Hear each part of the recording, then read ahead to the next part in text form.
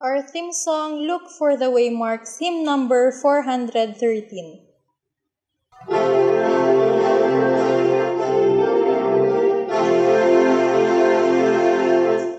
Look for the waymarks as you journey on. Look for the waymarks passing one by one. Down through the ages, past the kingdoms far. Where are we standing? Look, the waymarks are. Look for the waymarks, the great prophetic waymarks. Down through the ages, past the kingdoms far. Look for the waymarks, the great prophetic waymarks. The journey's almost o'er. First the Assyrian kingdom ruled the world, then Medo-Persia's banners were unfurled, and after Greece the universe as well, Rome seized the scepter. Where are we today? Look for the waymarks, the great prophetic waymarks. Down through the ages, past the kingdoms far. Look for the waymarks, the great prophetic waymarks.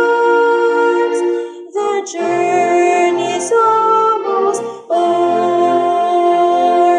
Down in the feet of iron and of clay, weak and divided, soon to pass away. What will the next great glorious drama be?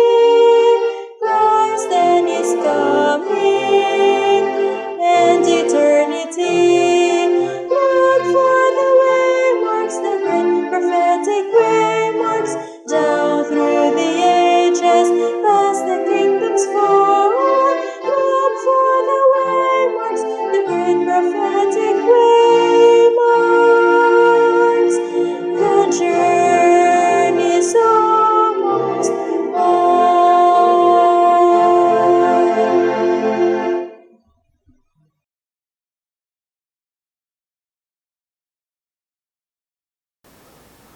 Mga minamahal na kapatid, magandang gabi po sa inyong lahat.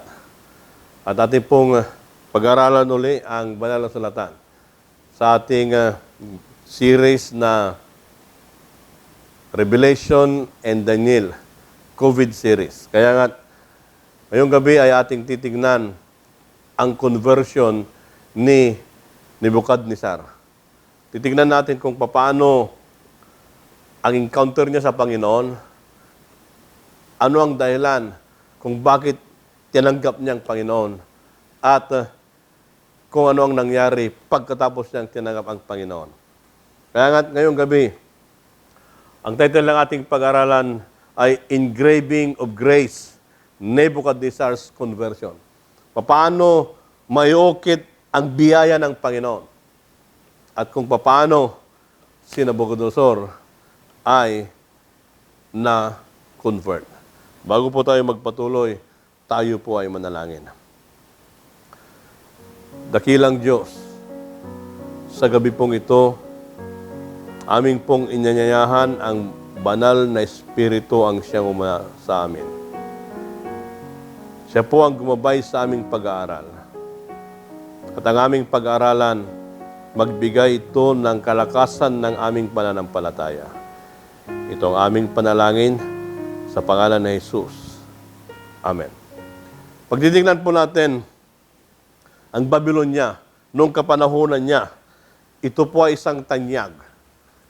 At pagtitignan natin noong panahon ni Nabucodonosor, sa harapan, sa tagiliran, sa likuran, yun ay at peace. Lahat ng kanyang makaway ay kanyang tinalo. At doon, makikita natin, noong panahon niya, yun ang golden state ng Babylonia. At yung kanyang pagiging hari doon ay isang tanyag. Kilala siya ng buong sanlibutan during that time. Ngunit mga minamahal na kapatid, itong paganong ito na hari, ito ay ginamit ng Panginoon upang ipakita sa atin kung anong mangyayari sa hinaharap at kung ano ang kahinatnan ang taong mayroong humility sa loob ng kanyang puso. Kaya nga, tutunghayan po natin, ano ang kanyang pangalan? Nabukadnesar. Titignan po natin, Nebukadnesar. Iyan pangalan na Nebukadnesar, nahati po yan ng tatlo.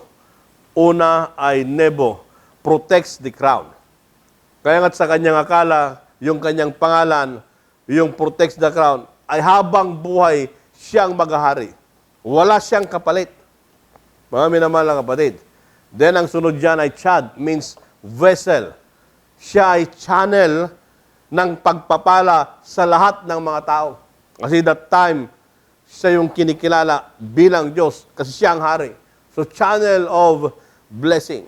Yun ang kanyang pag-akala sa kanyang sarili. Then Nasar, the one who watches. Yan, para bang may mata na tumitingin sa lahat. The affair of the nation as a whole. Kaya nga't mga minamahal na kapatid, pag titignan natin, he himself, he assumed himself as God. Ang tingin niya sa kanyang sarili ay siya ay Diyos. Kaya nga't he is indispensable and indestructible.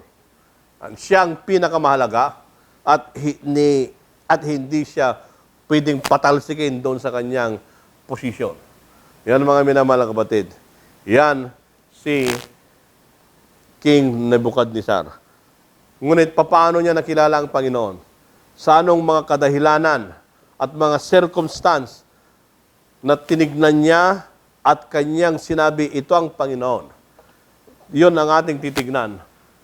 Yung kanyang divine encounter.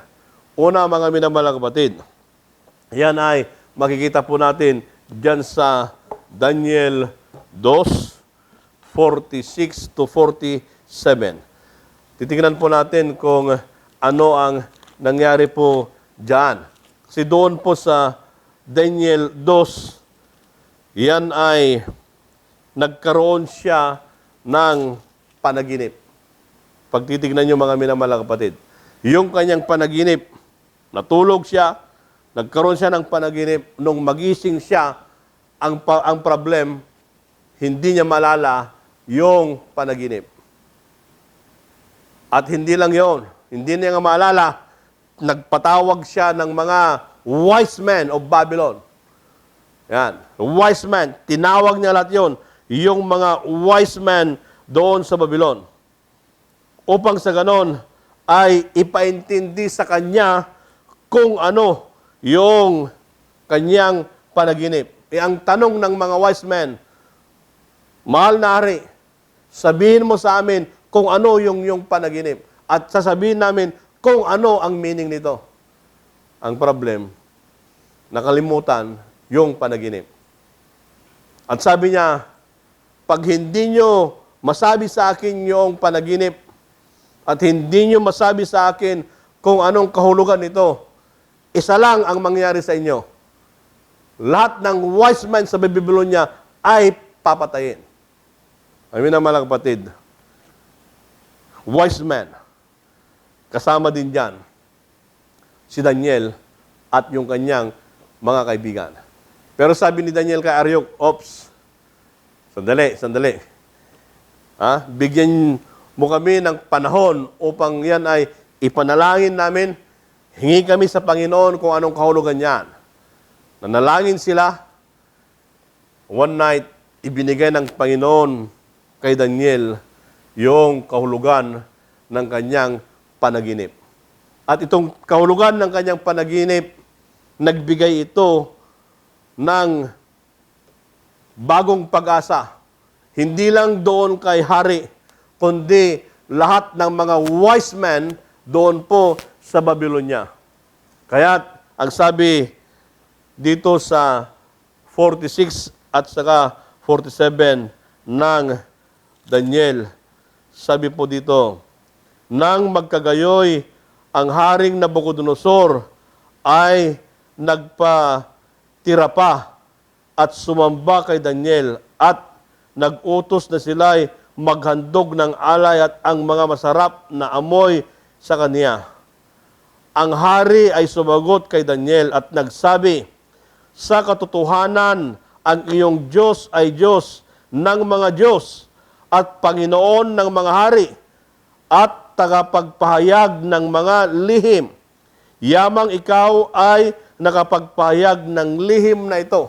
Mga minamahal kapatid, pagtitignan ninyo, anong sabi ni Nabucodonosor? Yung Diyos mo ay Diyos ng mga Diyos. Yung Diyos mo ay, iyan ay Panginoon ng mga hari. Tignan niyo mga minamahal kapatid, yan ang first encounter niya.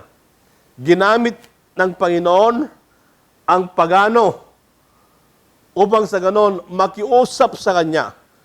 Nandito rin si Daniel, isang matapat na mananampalataya na siya ang naging saksi kay Nabucodonosor. Kaya mga minamahal kapatid, titignan po natin.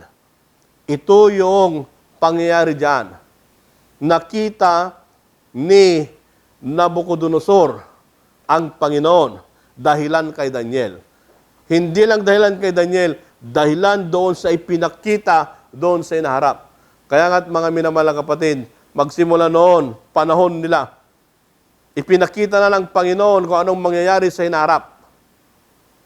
Hindi lang yon, ipinakita rin ng Panginoon na ang isang hari na mayabang, balang araw, yan ay makukonvert. Yan ang first encounter nila. Pangalawa, mga kapatid, na encounter nila, doon po sa Daniel 3:24 at saka 25. Ano po ang sabi diyan? Basahin ko po. Ang sabi po dito sa 24, nang magkagayoy si Nabucodonosor na hari ay nagtaka at tumindig na madali. Siya'y nagsalita at nagsabi sa kanyang mga kasunggani, di ba baga ang ating inihagis ay 3 gapos na lalaki sa gitna ng apoy? Sila'y nagsisagot at nagsabi, Sari, totoo hari. Siya'y sumagot at nagsabi, narito, aking nakikita ay 4 na lalaki na hindi gapos na nagsisilakad sa gitna ng apoy at sila'y walang paso at ang anyo ng ika-4 ay kawangis ng isang anak ng mga Diyos. Tingnan niyo mga minamahal kapatid. Ang sabi ni Nabucodonosor, di ba ang hinagis natin 3 na nandun sa gitna?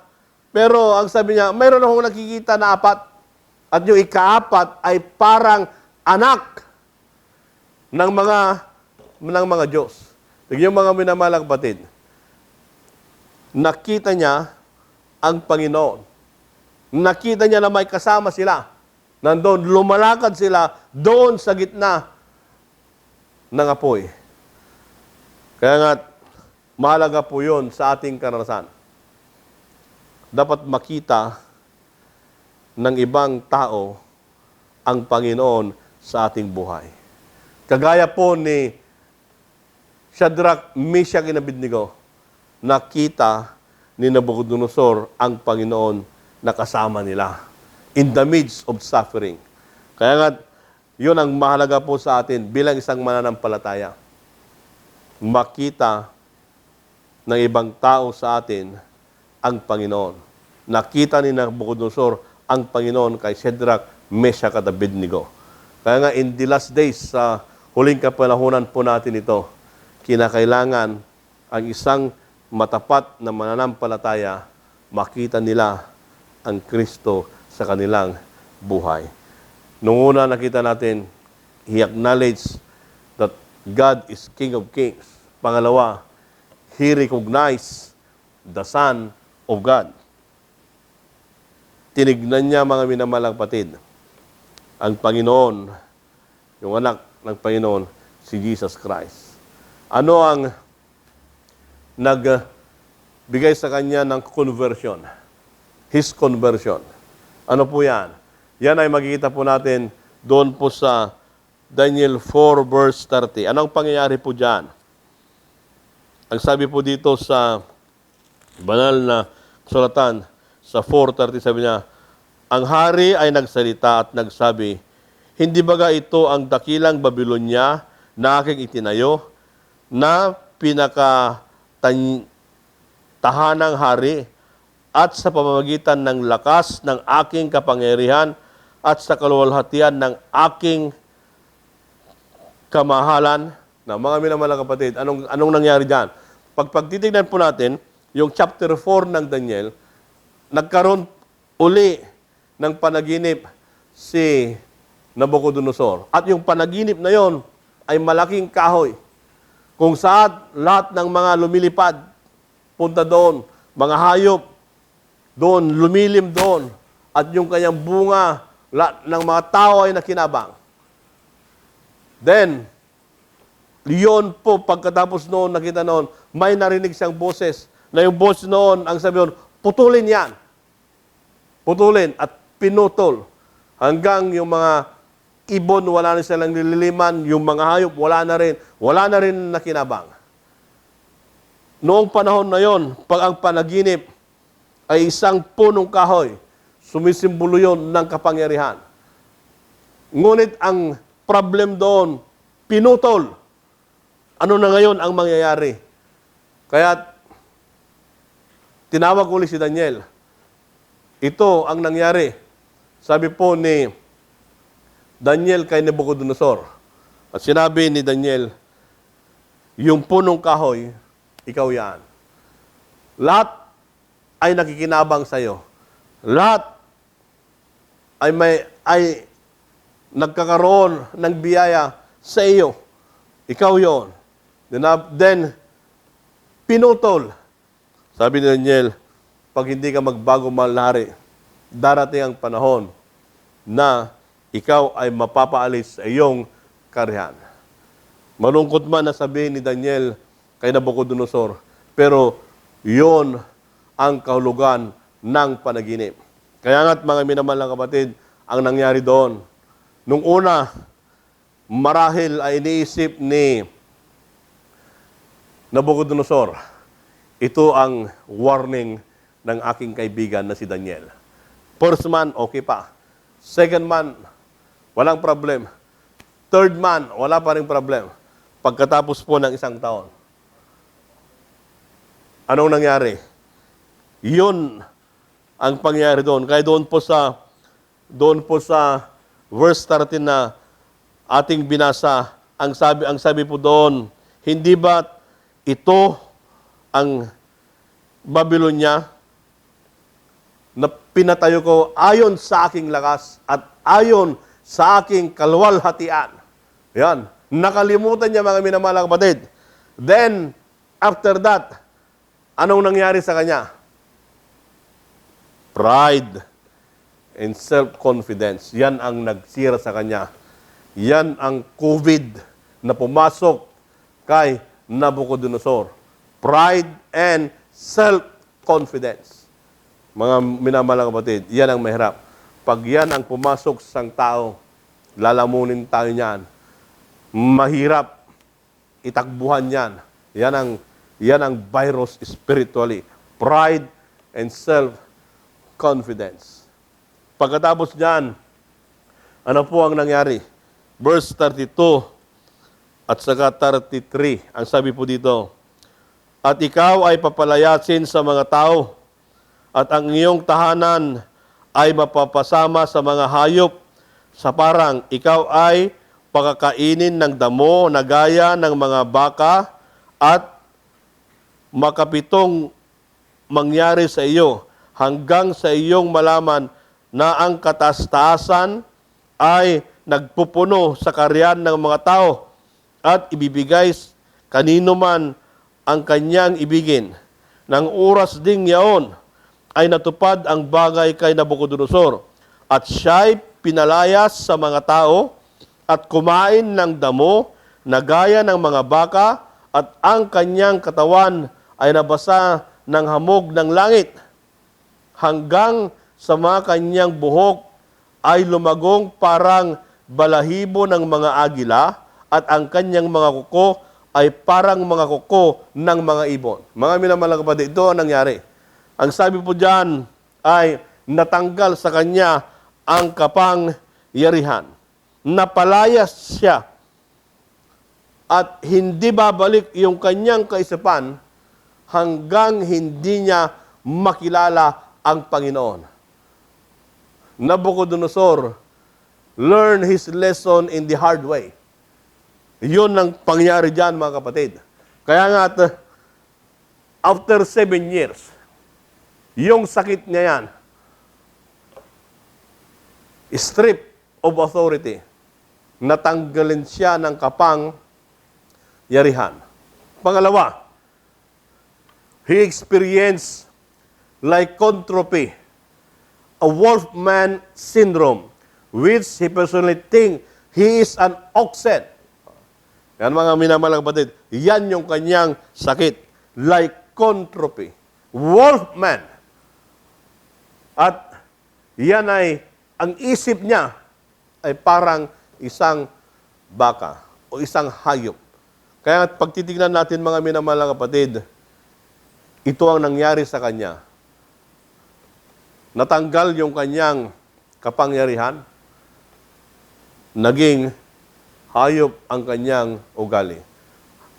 May provision. Anong provision niya?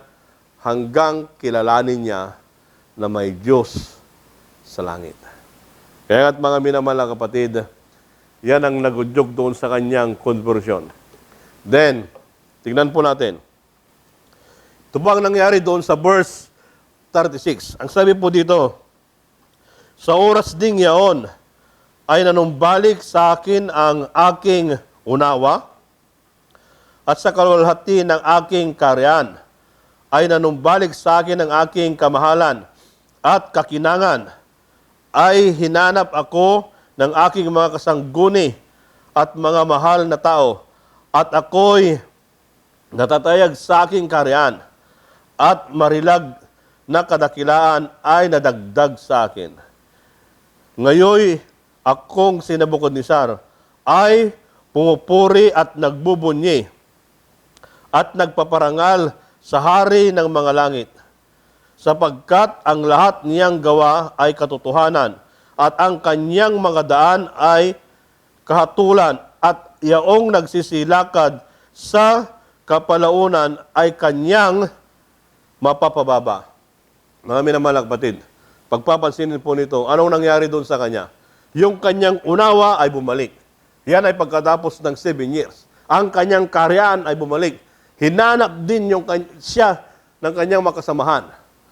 Ngunit, ang pinakamaganda doon, mga minamahal kapatid, doon po sa panghuling verse, doon po sa 37, nakilala niya ang Panginoon.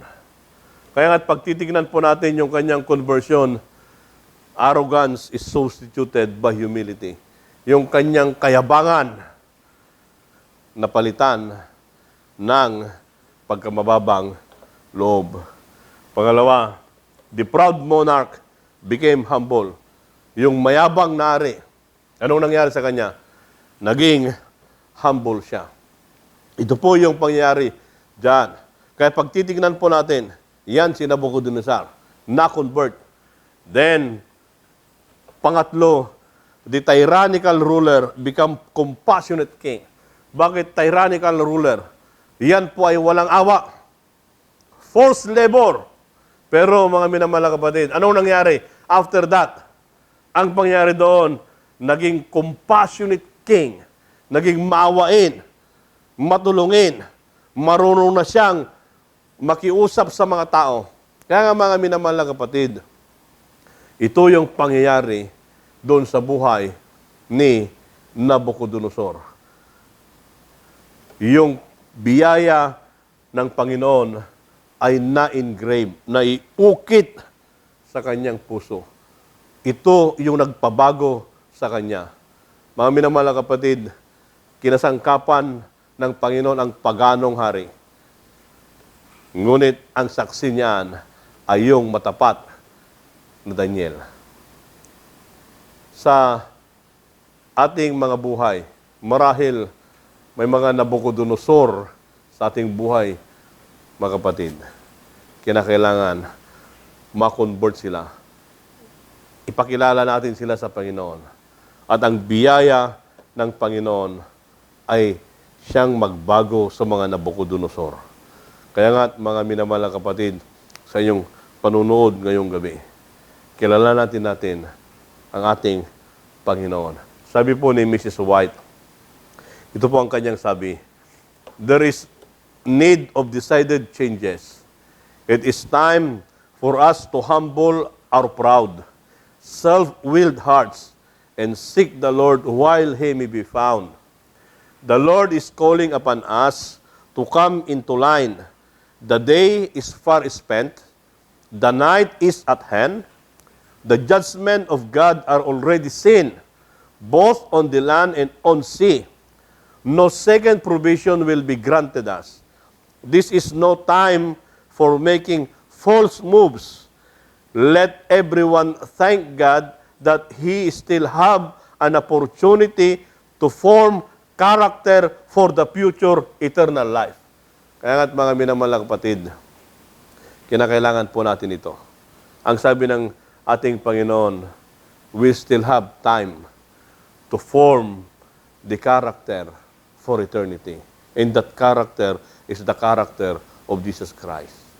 Kinakailangan po natin na ma-convert, kagaya ni Nabucodonosor, ang isang haring mayabang, ang isang haring may proud heart, dahilan po sa touch of grace. Si Nabucodonosor ay isang taong humble. Nakilala niya ang Panginoon. Kaya nga, ngayong gabi, mga minamalang kapatid, kilalanin din natin ang Panginoon.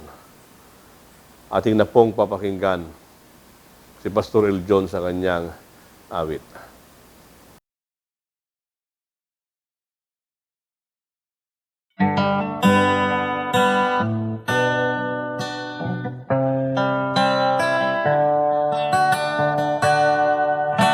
Ang Diyos ay nagmamahal.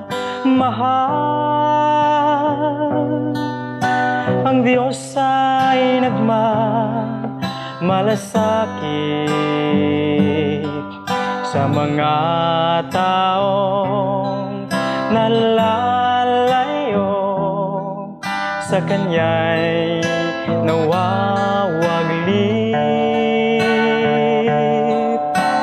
Bakit hindi mo subukan ngayon sa Kanya'y lumapit? Siya sa'yo'y naghihintay, walang imposible sa Diyos.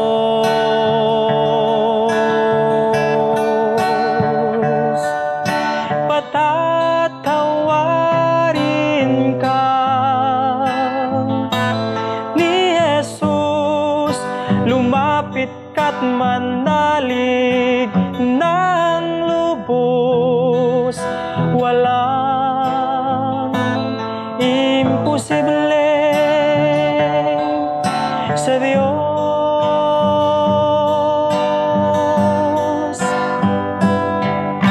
Kapangyarihan niya'y dakila't pangako niya'y buhay na sagana. Walang imposible sa Diyos.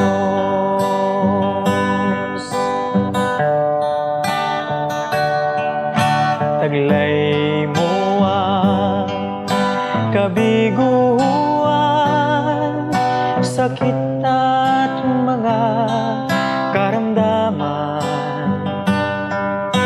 Magagawan ng lunas yan imposible sa Diyos. Patatawarin ka ni Jesus, lumapit ka't manalig ng lubos. Walang imposible sa Diyos.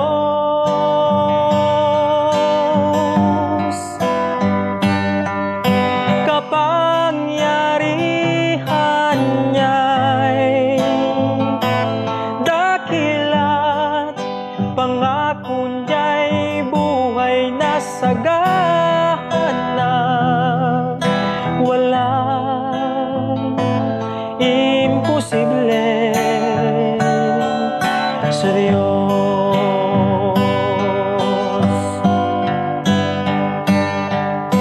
Patatawarin ka ni Jesus, lumapit ka't manalig ng lubos. Walang imposible sa Diyos.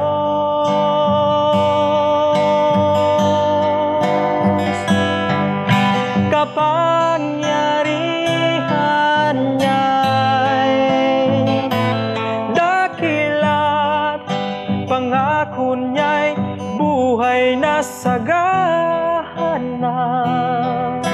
Walang imposible sa Diyos.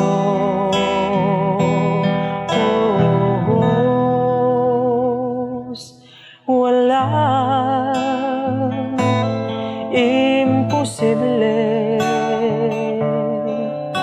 sa Diyos.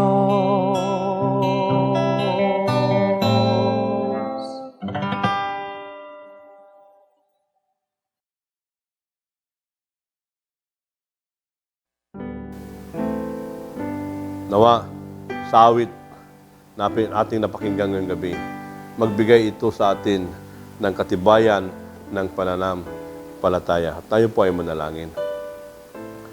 Dakilang Diyos, maraming pong salamat sa panahon na ibinigay niyo sa amin na aming pag-aralan ang iyong mga salita. Ang conversion story ni Nabucodonosor. Nawa, Panginoon, ito ay titignan namin na aming tatanggapin si Kristo na aming tagapagligtas. Pahintulutan namin ang kanyang biyaya, ang siyang sumaling po sa amin upang maging matapat kami sa aming pananampalataya. Marami pong salamat sa pagdinig sa aming panalangin sa pangalan ni Jesus. Amen. Marami pong salamat at magandang gabi po sa inyo. Magkikita ulit po tayo sa susunod po na gabi. God bless po.